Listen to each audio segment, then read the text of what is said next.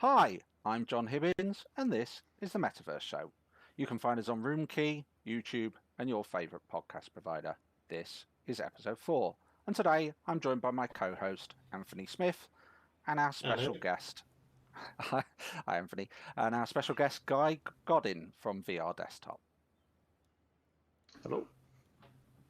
Welcome to the show, Guy. Thanks for having me. It's a pleasure. Um, Gosh, you've been doing this for a long time. I think you were one of the first applications I tried out on the DK1. Have I got that right? If it was in 2014, that would be correct, yes.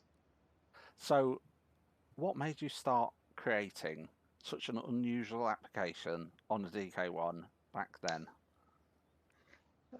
Well, honestly, I was just bored at work. I was doing contractual work for Disney, and things weren't lining up, and there were delays, and so I had a bunch of free time. So I just thought, should I start working on a phone app, like an iOS app or Android app, something like that? Or then I looked at a couple of things, and then suddenly I heard about this VR thing that Facebook just bought a company for $2 billion, and I was like, huh, maybe I could develop for that. And so I looked into it, and then um, did some research, look at what would be a cool app to develop for, just for fun, just for evenings and weekends. And that's when I started working on virtual desktop for PC.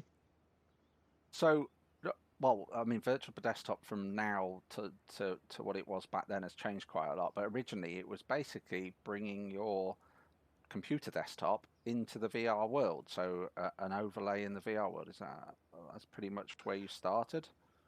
Yeah, yeah. Well, there weren't overlays back then. It was just individual apps. And then what happened is that whenever you launched a game or an app, you had to, after you're done, you have to take off your headset and then start another one on your computer and then put the headset back on. So it's very clunky.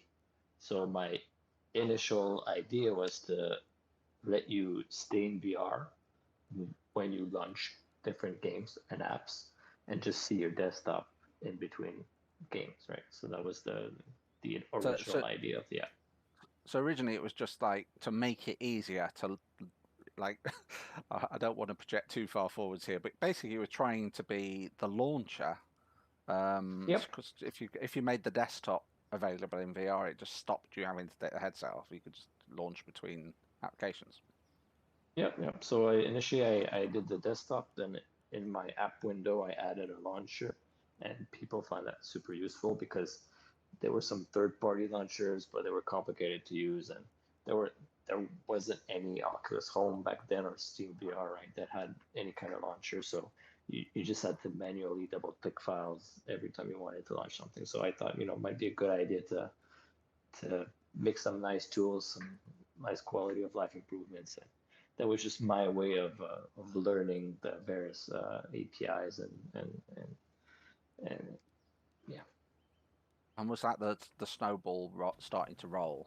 Once you got that basic functionality in, then there was it you driving that, or was the community asking you to do things?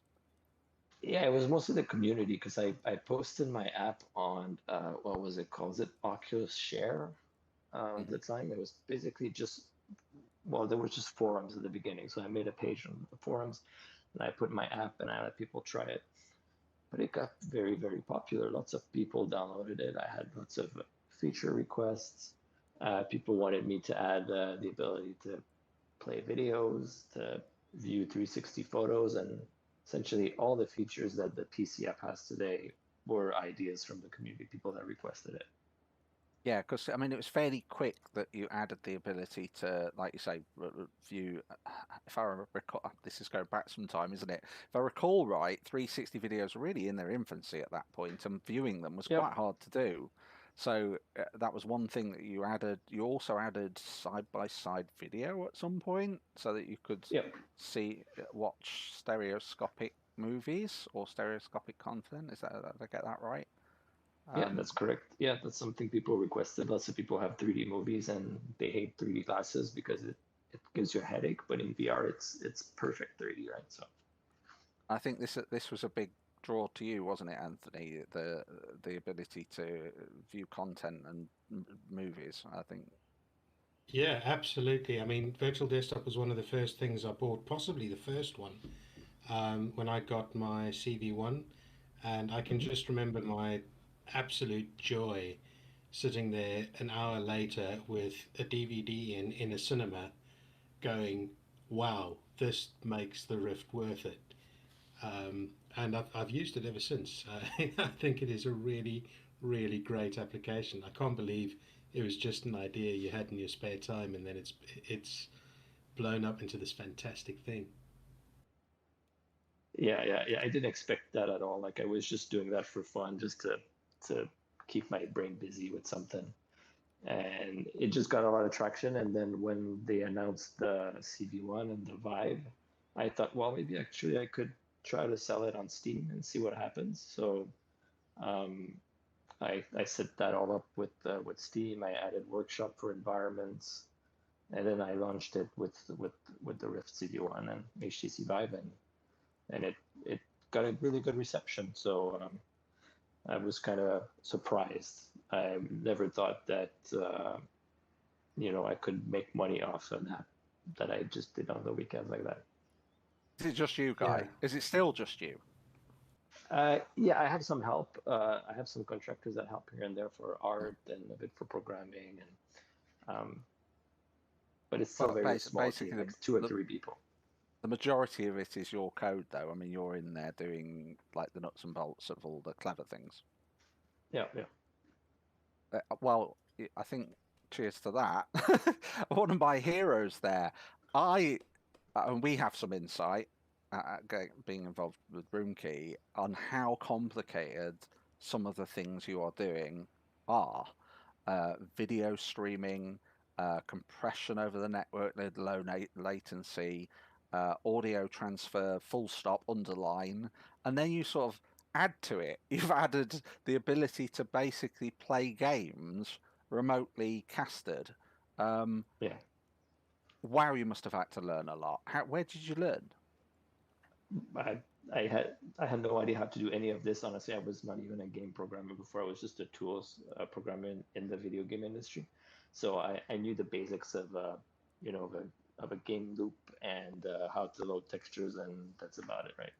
So I just learned on the internet, and I just Googled a lot of stuff, and lots of trial and error. Um, I did a bit of video decoding in the past, so I knew a bit how to use the Windows APIs to do that.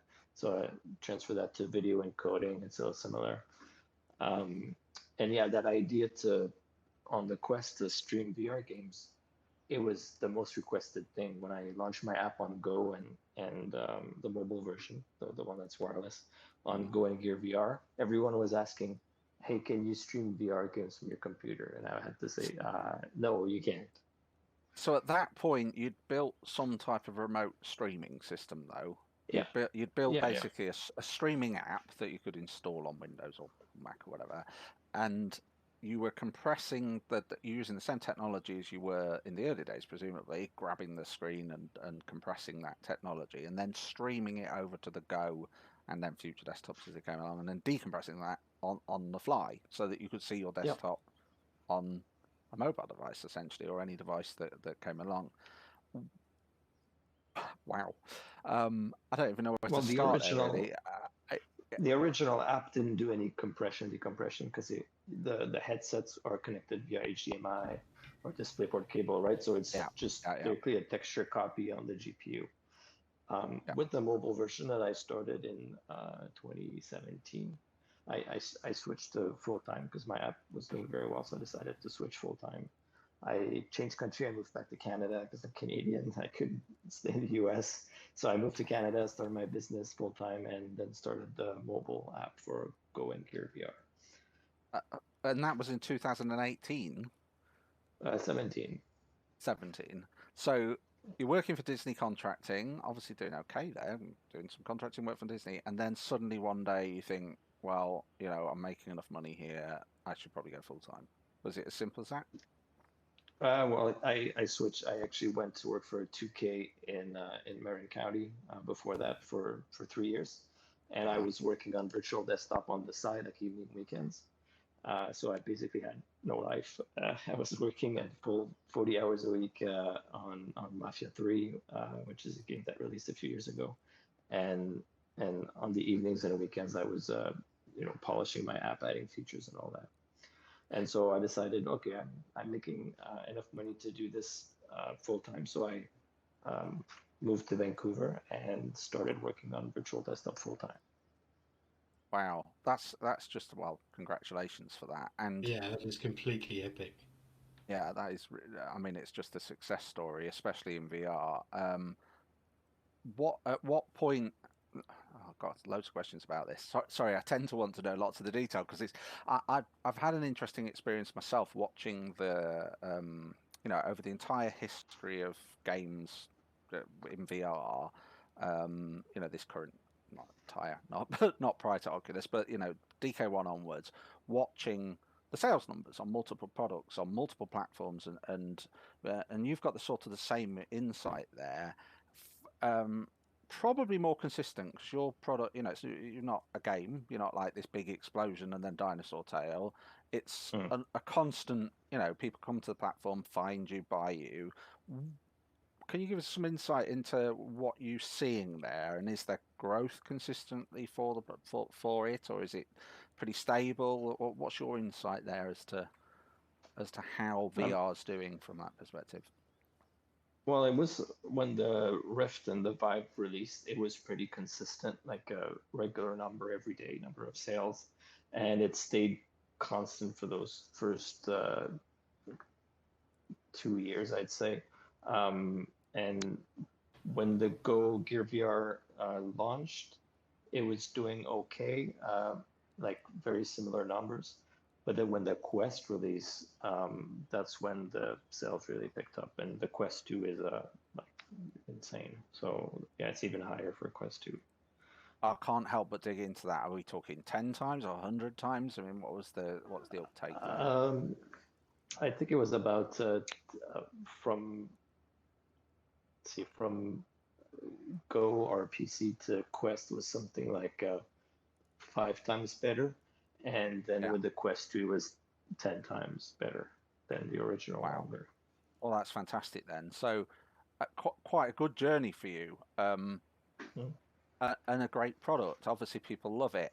I notice you've got like 100,000 people or close to on Discord, your Discord group, and Yeah. you've got great ratings. You have been obviously a very supportive dev. You're obviously listening to your community and doing the things they want. What's next? What are they asking for? What do people want you currently don't do?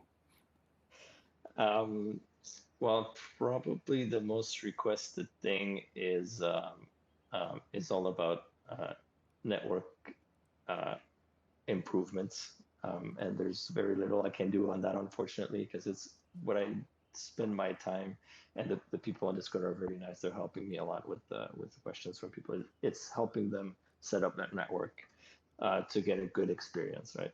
So what I'm actually working on right now is porting my app to OpenXR so that I can support other headsets, other mobile Uh-huh. headsets that are going to release.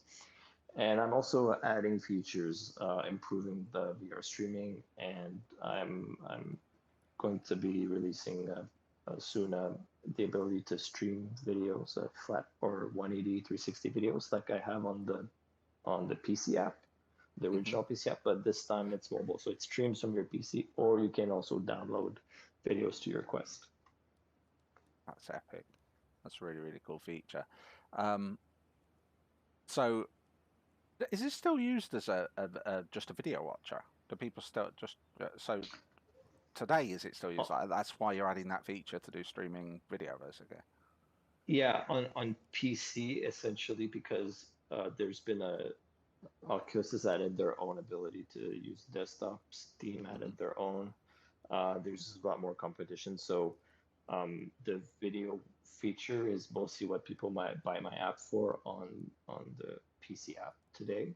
So I think it adds a lot of value on the Quest side because from what I've tested, all the other apps that do video, they have some crazy complicated way of transferring files with DL, DLNA and other technologies, and sometimes it doesn't work or the format is incorrect, so videos don't play. So I wanted to have something where you can see your videos, you have a computer, you just click it and it works. You don't have to bother transcoding them. It's going to do that for you on the fly. So I wanted something that works really well, and I think it will add a lot of value to the Quest. You're going to be able to play anything you want. It's epic. Yeah, that really is cool. epic. Very hard to do. I imagine supporting both hardware encoding and decoding. Well, the decoding on the headset is pretty tough stuff, especially when you're 360 and stuff. How do you learn? I mean, Anthony, you might be better person to question this. Anthony's got a lot of experience in video decoding and encoding. But how do you even start at a presumably very low level writing decoders or encoders? Are you using off-the-shelf technology? Are you writing things from scratch? How?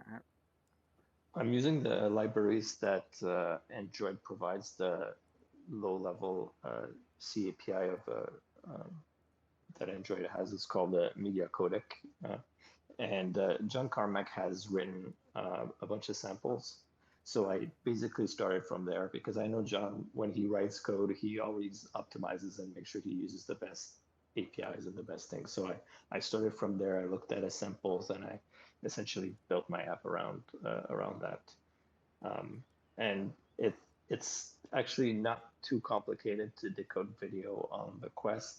It's way harder to encode it, make sure it has the right parameters on the PC side. You know, the PC side has to work for Windows, but also Mac now. So that's the challenging part, is getting the Windows side and Mac side working. It's quite interesting that you've got a streaming app for Mac as well. Was that also a consumer request? I'd love to be able to also stream on Mac desktop. Yes, yes, that's like there are a lot of Mac and Linux users, but just from the numbers, I decided to just do Mac because, like, if you look at like the Steam server, for example, there's probably like only a few. Well, there's not much gaming on Mac, but there's like something like 2% of people that have a VR headset, and there's about 2% that use Linux. So 2% of 2% is not so much. So yeah. And well, Linux generally, Unix and Linux operating systems. You've probably experienced this as well. You launch a game or anything on Steam, there is a very outspoken, highly active, constant pressure from the Linux and Unix group to support their platforms. And you know, in practice, there are so many different versions of Unix and Linux as well. Even when you're talking 2% of the entire, you know, ecosystem there are also numerous issues supporting distributions, distributions and stuff. So yeah, it's easy to see why it's hard to support that. So I can't help but ask a lot of questions here. You've got I need to talk about Oculus. I think it's the elephant in the room here. I think you're a hero for, I mean, I'm going to use the word putting up, but having to deal with, you know, it's like David and Goliath sometimes from the outside. I can see. How are you? Genuinely, how are you dealing with that? You're on your own. You've got a massive company, basically putting you under a lot of pressure, copying some of the things you do, you know, threatening your revenue all the time. How are you dealing with that? Well, I don't worry about it too much. I don't get, you know, when Oculus called me and said you have to pull your app from this, you have to remove the VR streaming feature, or we're going to pull your app from the store. Those weeks were very stressful and hard. But in general, I don't worry about it too much, except for September, because that's when Oculus Connect happens, and that's when I'm going to learn how I'm going to get screwed over again. Yeah. Because why haven't they brought you a guy? Clearly, have they come to you and offered you a job? Have they tried to buy you out? I mean, why haven't they? I'm bewildered from the outside. Well, they did initially in 2016, a few months after the Rift launched. They saw that my app was one of the most popular on Steam, and and so they were interested in jump-starting their, you know, their solution to let you use your computer. And I did interview with them like a few years prior. Like when I was starting my app, I actually did interview at Oculus, and I'm kind of terrible at doing whiteboard questions and all that, so I didn't fare too well during the interview. But they didn't see the value of bringing your desktop in VR. So when they decided to say no at the interview, I said, well, okay, I'll just develop my app and see how it goes. They probably regret now not getting me because it wouldn't have cost them anything, right? I was just like a new hire for them if they chose to have me. But anyway, so yeah, in 2016 they tried to, you know, they offered me something, but you know what they offered me was like peanuts, and wasn't really worth it. So I thought I'll stay independent and see how it goes. And I'm really glad I stayed independent, given how well my app has been doing on Quest now. So am I, Guy, and well done for sticking it out as you are. As I say, one of my heroes. It must be difficult some days. I'm glad you've got a community around you, and I'm glad that so many people are supportive of you. I mean, I'm pretty sure there's an uprising whenever Oculus do something silly when you're involved, and it is turning out quite well. I mean, you did end up. There was just going back again in history. There was a period of time where you could not do the streaming of desktop games to the headset because they wouldn't allow you to have that version on the store, and that was Yeah. rescinded at some point. Have you got any insights to why? Well, if I had to guess, I'd say it's their lawyers that told them you're about to release an exact copy of what you blocked 2 years ago, so let him on the store. That way, it will probably look better for the company. Yeah, Because let's say that fair they enough. they had blocked me for a whole 2 year, and then they released their own version of it. That would have looked really bad. Well, it still looks bad, but that way, for people that are not too informed, they won't really know that that feature was blocked for almost 2 years. So You mentioned OpenXR earlier, and that you're porting to it. From my own knowledge here, that there's some features now Oculus aren't supporting in their normal SDK, one of them being pass-through mode, and clearly that is growing in strength and a possible outcome of OC. I don't know what number we're on now. Is it 9 or 8? Except that October's Oculus Connect will possibly going to show something like color pass-through and more capability in that space. OpenXR a good thing? Are you finding it a pleasure to develop? Is it maturing yet? I'm only at the beginning, really, and setting things up. And I personally hate OpenGL, and I'm sure if you're familiar with the that release of the Kronos group, but I just hate the API in general. It's like old style, 1980s C style functions. Yeah, very old style. Yeah, and so OpenXR is kind of similar to that. They implemented their own inheritance thing on top of C. It's not C++, it's just C. So I'm not a fan of the API personally, but I'll have to live with it. But this is super low level stuff, isn't it? This is normally what things like Unity or people that were writing really low level Right. stuff would have to do, and you're having to do that because you need that level of API calls to do a lot of things you're doing. Yeah, all my apps from the first one that released on Rift, they all use the native SDK. I don't use Unity or Unreal because I wanted to really get as much performance as possible out of the PC and out of the Quest. So you can have like better looking environments, and you can improve battery life and all that. So it makes it a lot harder to do things like supporting OpenXR, right? If you have Unity, I'm not sure, but I have a feeling that it's just a matter of updating to the latest version of Unity and switching a couple of things here and there, and then suddenly you're using OpenXR, right? I wish it was that easy. It's not that simple. It reminds me of the early days of VR. I've got some fairly profound scars and war war-torn memories from early days of VR. I mean, one of my favorite memories in terms of, if I want to get really melancholic, is trying to release Windlands on PSVR for the launch of PSVR. They were literally changing the SDK on the fly because it wasn't working like weeks before it was about to launch.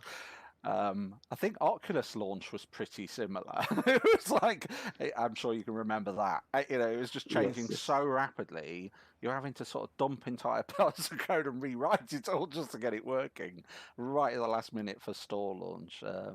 And I think Steam VR was the same. It was constantly changing, and it was a headache enough getting your head around VR, but the platforms were changing all the time. And I imagine OpenXR is going to be a little bit like that for a while, but we'll settle.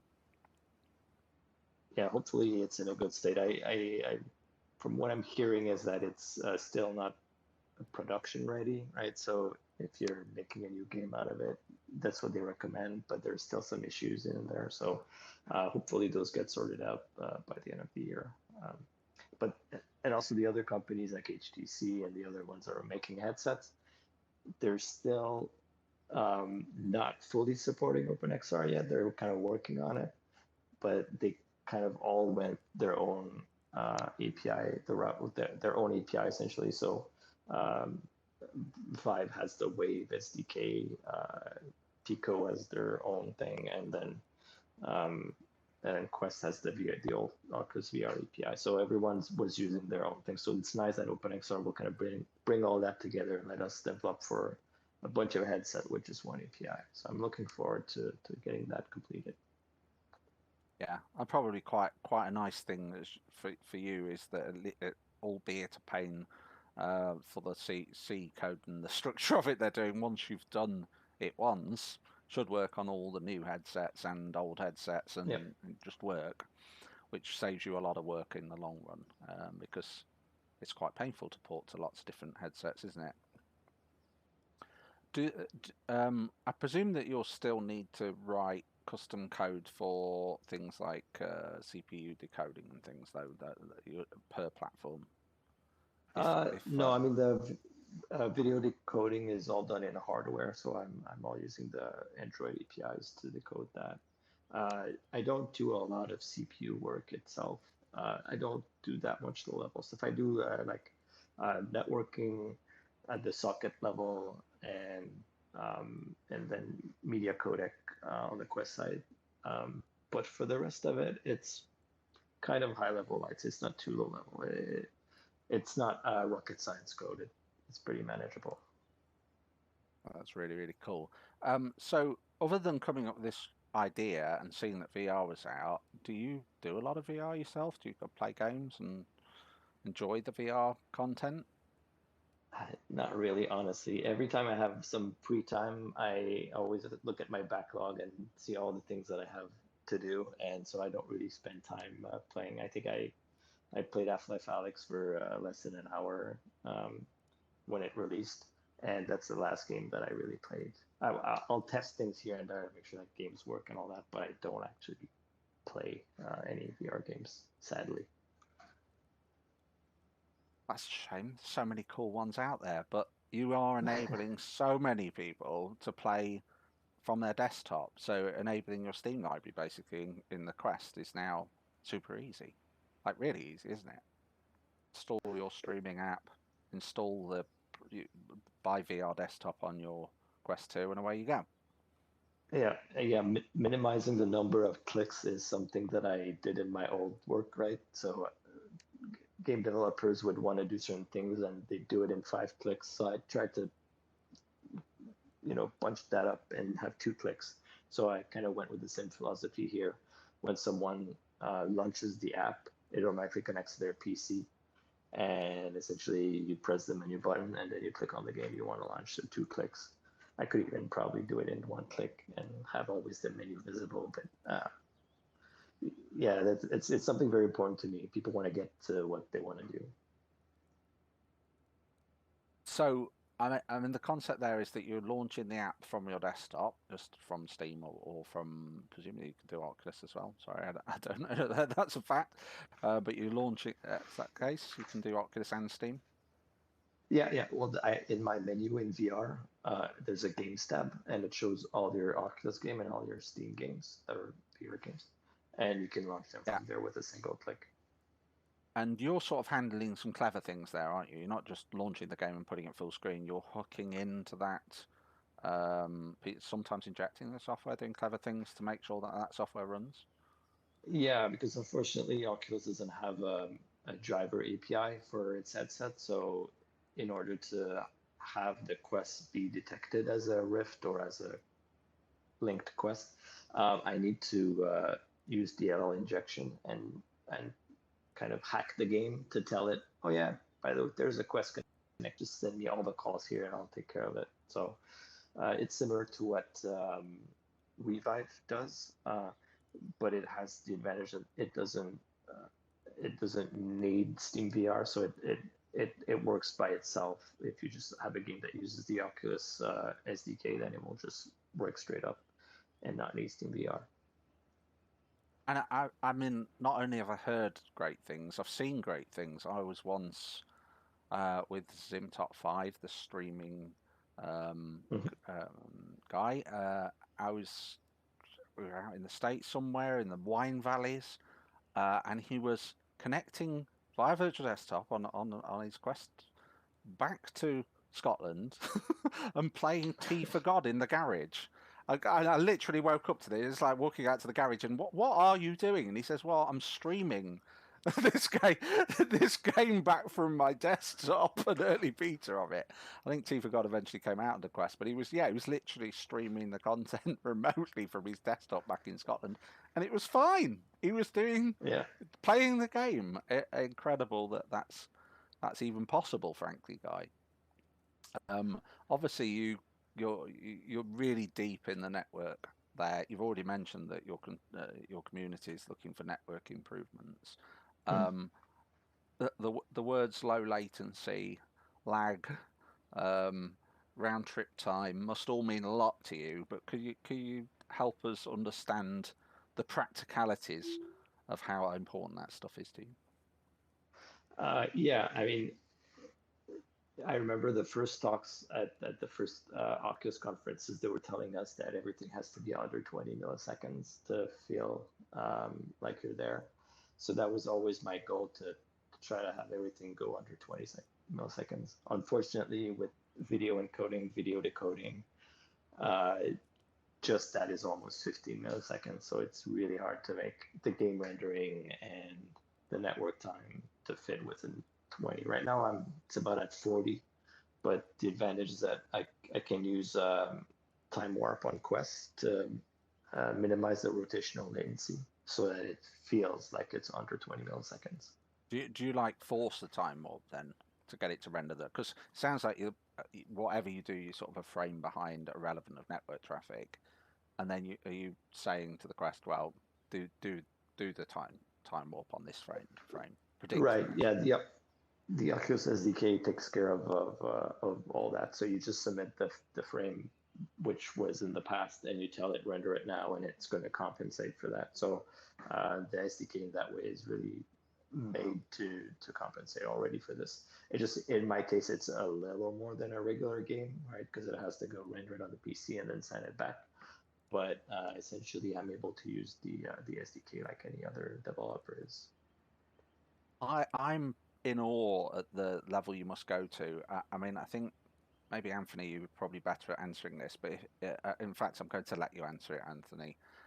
If can you tell us between the point where you sort of your computer and another computer, the pipeline that network traffic has to go through to get from one end to the other?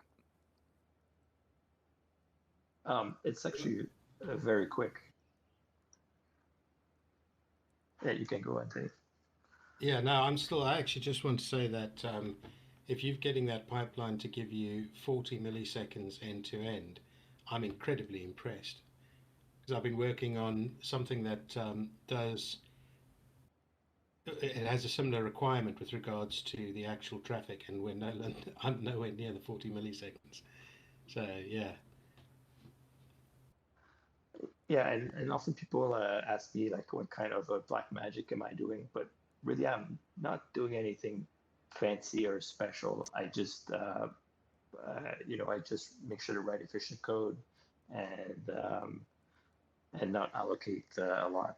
I'm using C Sharp on the PC and on the Quest side, so everything is in C Sharp. But it's just a matter of writing efficient code that doesn't trash the garbage collector. If you want to speak geeky stuff, that's essentially the trick. But I don't do anything special really. I just make sure I do everything and optimize every piece of code. Yeah, well, you've certainly impressed and inspired me, and given me a target to aim for now. Good. Garbage collector, that's another, I talked about war scars, garbage collection. In Windlands 2, I had to remove any variable assigning in the entire product. Fairly late when we were going through the optimization, the game was written and done. And I just remember changing thousands of methods so that if any method at all allocated anything, there was a risk of a random frame drop some point in the game because it was garbage collecting. You couldn't really control it. Unity doesn't have full control over your garbage collector. So we just couldn't allocate anything. So, as a coder, you just write a method and say, allocate this, assign this variable, whatever, and you can't do any of that. So we have to have a lot of private variables or reusable objects, or, and I had to read everything so that you didn't get this one random frame drop at some random point in the game where you're like, what's that? And it's hardly even visible because it's something to do with the garbage collector lot. Yeah, it was very painful. But as I was saying earlier, I think that, just understanding wireless, for instance, you've got your computer and then you've got a network card interface and you've got some software doing something to speak to that. And then you've got your wireless interface on your computer. And that's then going to your, wireless system. And your wireless system's then taking that in, deciding where it's going to network address translate. It's probably doing something like some monitoring on it as well, and some firewalling and some other things in there. And then it's transmitting all these bytes across the air, and this getting captured by the other end, and it's being decoded on the other end, and that's without the internet involved, which has got numerous, albeit high bandwidth pops and possibilities of X, Y, and Z. And then you've got crazy stuff like just the amount of milliseconds it takes to put the photons onto the screen at the other end. That stack alone chews up milliseconds and milliseconds. So I think that's probably a very simple overview of how complex it is to get something from your desktop, compress it, put it over the air onto your headset, and then render it in a way that is as low latency as possible. So it's very, very impressive stuff. I have to thank you, by the way. I think I've definitely thanked you numerous times on Twitter, but you helped me solve a house problem because I was using a Google mesh network, and it was really it Those was are awful. it suffered. It wasn't that bad, but I've so many devices. It was basically just running out of horsepower to deal with the amount of stuff going on in the home. By the time you've added all your Nest Wi-Fi's and all the rest of it. And you recommended me the Asus Zen Wi-Fi 80. Oh, gosh, do you know what? I've got a screen here. Let me just put that on. It was one of my prep things. You recommended me that, which is fantastic. I can only describe it though as each one of these boxes being an actual computer. They've got resources, CPU, multiple GPUs going through there, loads of functionality, awesome stuff. Wi-Fi 6, they're great, aren't they? Why is it important to have this? Well, because the entire, when you stream a VR game, you send data in both directions. You send it from the Quest, you send like your hand positions, your head orientation, and all that to the PC, and then the PC sends you encoded video like 90 times or 120 times per second, right? So compressed video is only little chunks of data. That's what changed between the new image and the last one, but still it's kilobytes of data that are sent with each frame. And so it's very important to have a good latency, and not all routers are created equal, unfortunately. A lot of routers that you get from your internet service provider, for example, they are optimized for like download speed, and you get great download speed. But when you download things from the internet, you can buffer as much as you want. Latency isn't important.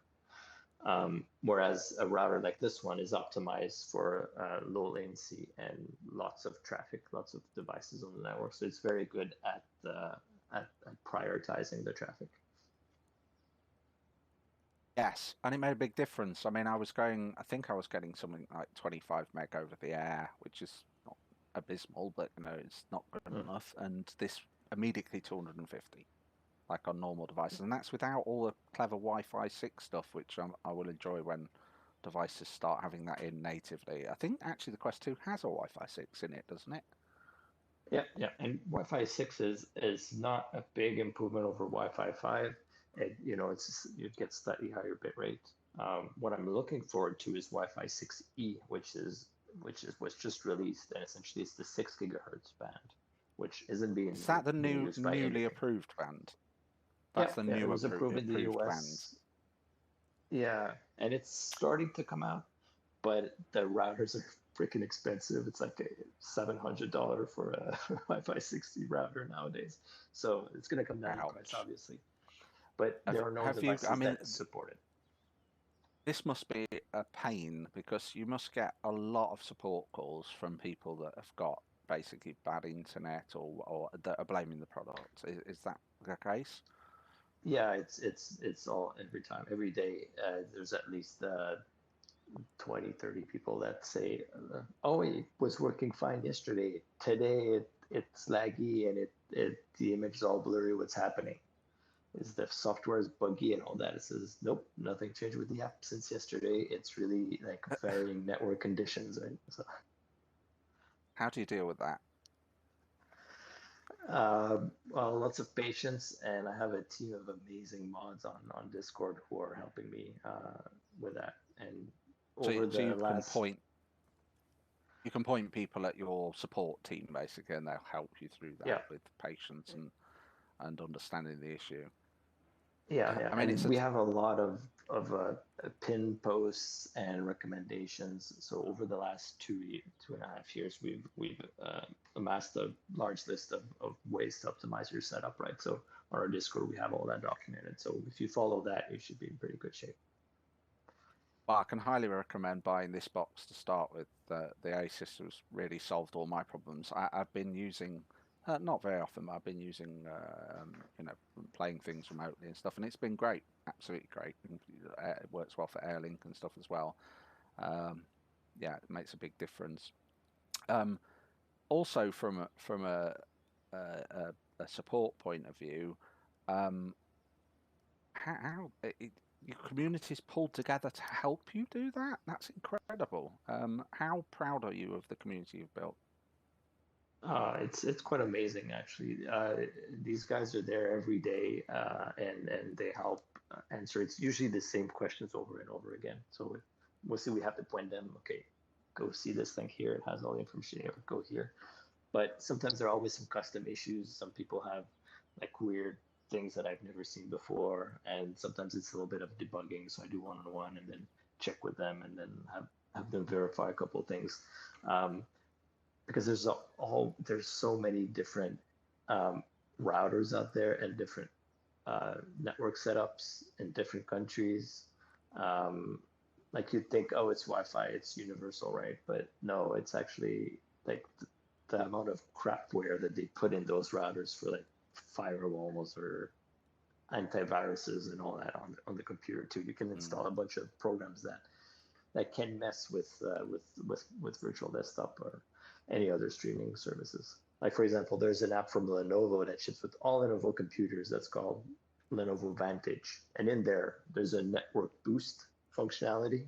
If you turn that on, nothing works. It just tries to break everything.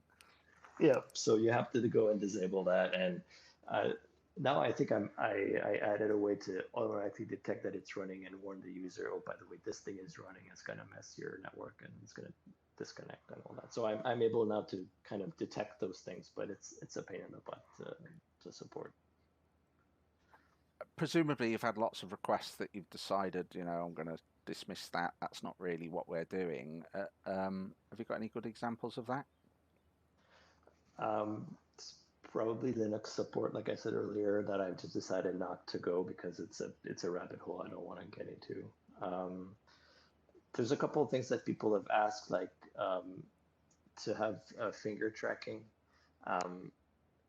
I have to explain why I can't really do finger tracking, because what I do on Windows on the PC side is that I emulate that you have a Rift or like a Quest connected. And since I emulate the Oculus API, it doesn't have finger tracking on the PC side. The way that other solutions like ALVR or other streaming services are able to do finger tracking is because they use a Steam VR driver, right? So they can emulate having the Valve Index controllers.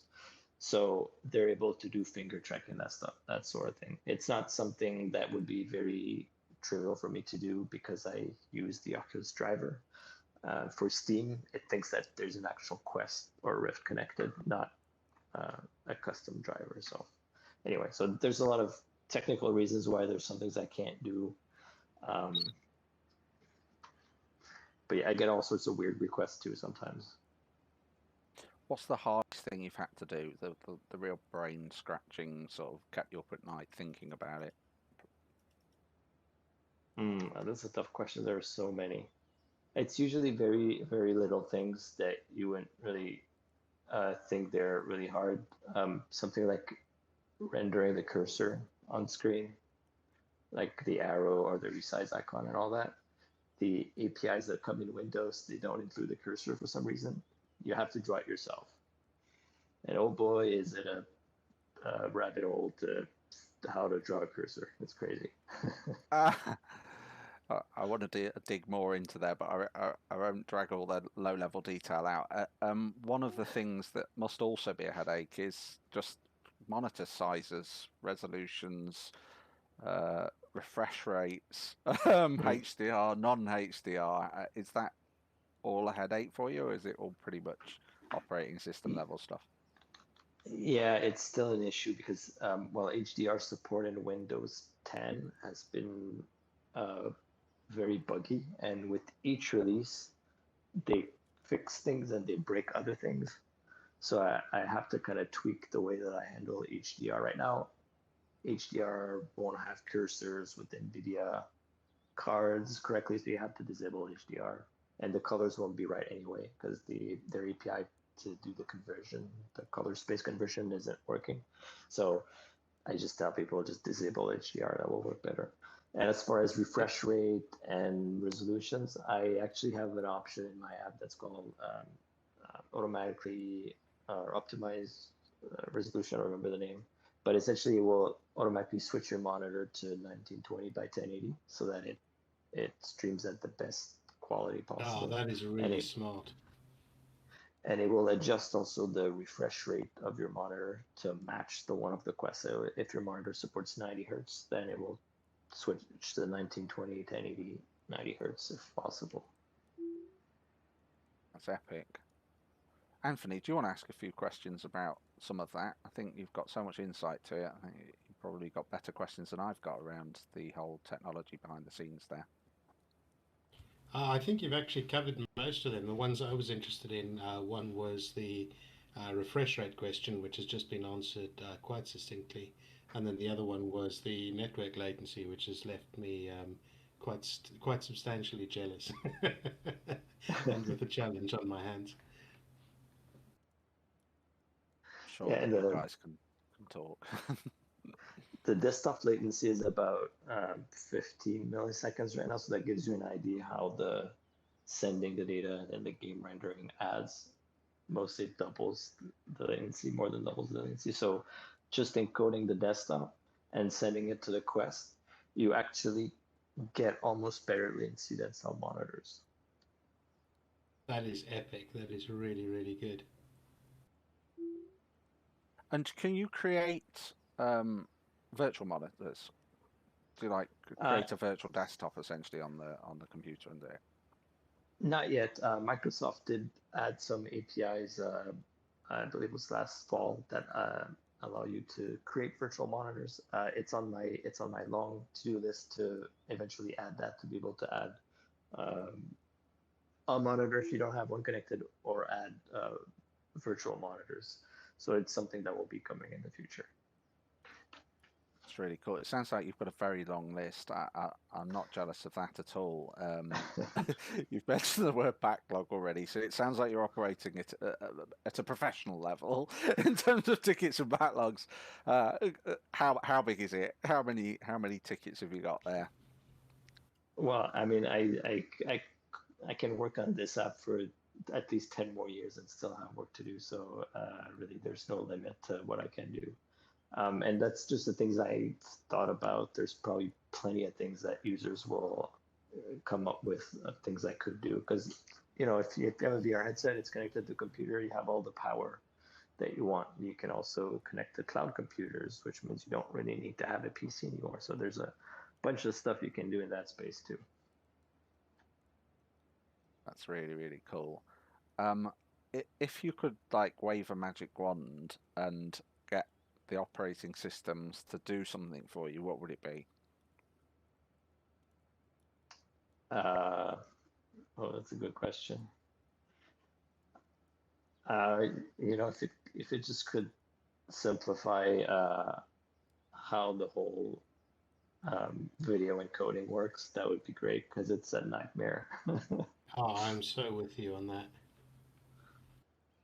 And the APIs are so old, they're like 10 years old, and they're not updated, they're not well documented. So it's trial and error until it works.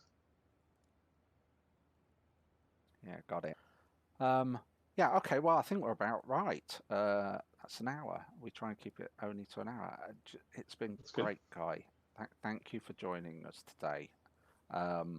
I think that what you are doing is commendable on the highest level. I've got a lot of respect for you as an individual, and I'm glad that it's working out, really. And I really hope that it continues into the long future. Thank you. So that's it for the show. And thank you for Guy for joining us today. Thank you for having me. It's a great app that you got here, Roomkey. I gotta say, I'm impressed that it works on so many platforms. That's cool. Well, yeah, it comes with its challenges, but we are very proud of it. How can people find you, Guy? I'm on Twitter. I'm usually the guy who complains about everything on Twitter, but you can find me at VR Desktop.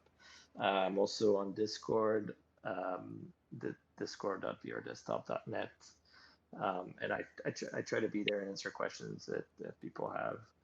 Might not be always there, but if not, there's a great community there that can answer your questions probably. Perfect. Thank you for that, Guy. And thanks to Anthony. Thanks for joining us tonight, Anthony. Thank you. Can find us. You can find us on Roomkey, YouTube, and your favorite podcast provider. Subscribe and like to keep us on your radar. If you want to host your own show or do something similar to this, then head to roomkey.co. It's free and easy to get going and automatically exports your streams for you. You can also find other shows like this one to enjoy. Thanks for joining us on the Metaverse show. Have a great week, and we'll see you on the next one.